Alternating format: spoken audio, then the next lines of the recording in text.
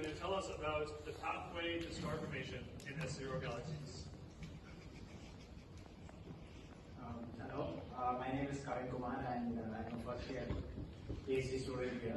This is from a previous work I did at NCRI PAFR India.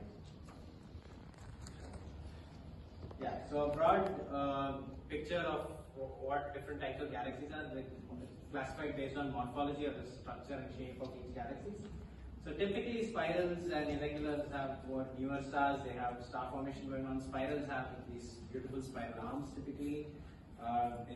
They have these structural features, whereas ellipticals and S0s or lenticulars are mostly smooth. The lenticulars have a disc structure as well as the ellipsoidal structure in it.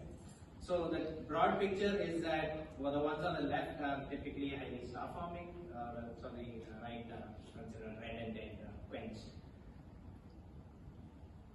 So the more recent studies are showing that there are S0s that are also showing star forming activity. So what exactly is going on is a puzzle.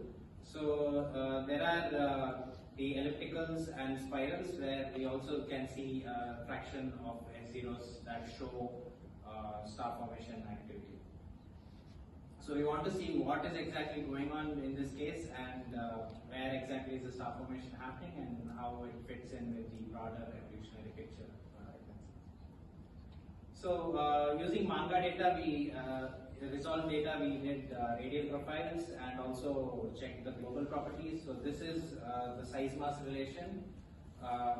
So typically it's used to see how structurally similar the distribution of stars in the system are. And so we see that the star-forming S0s and the quenched S0s are very similar in structure, distribution of stars compared to spirals, which are further away.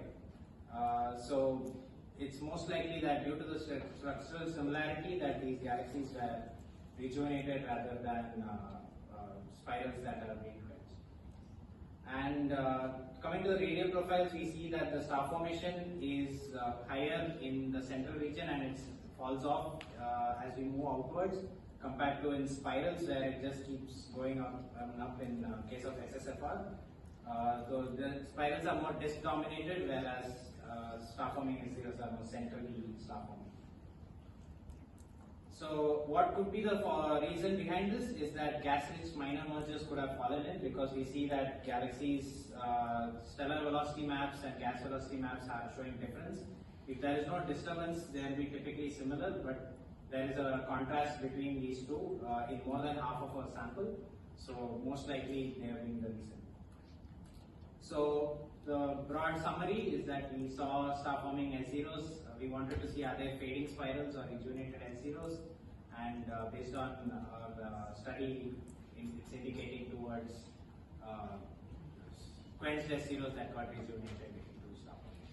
So you can check out the paper and course and poster. Thank you.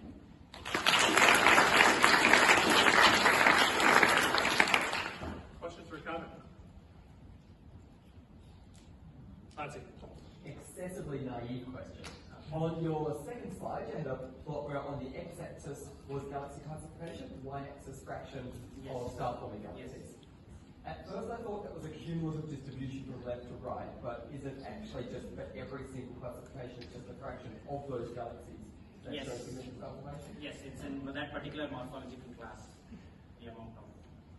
Right. The STSS sample, the previous study, so total STSS sample and how much of that. Okay, that's what happens when FRP is supposed to try to understand galaxies. Other question for Kevin? So the galaxies